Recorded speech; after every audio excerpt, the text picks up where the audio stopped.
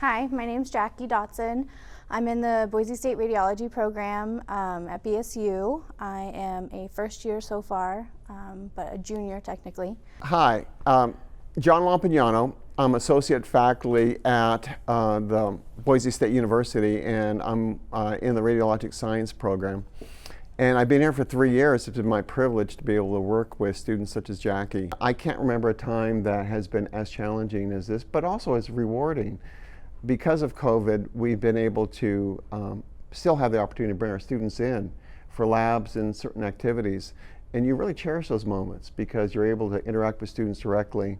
There's a lot of struggle with online, especially with a hands-on program like this, and trying to find the best way, especially really quickly. You didn't have really a whole lot of time to prepare for COVID.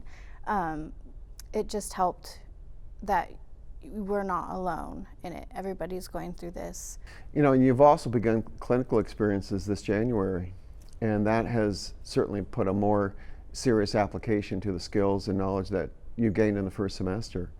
So I know that's been challenging as well in terms of not only applying these skills, but also working in an environment that we hadn't anticipated in regard to COVID, dealing with patients that may be ill and working with certain restrictions there.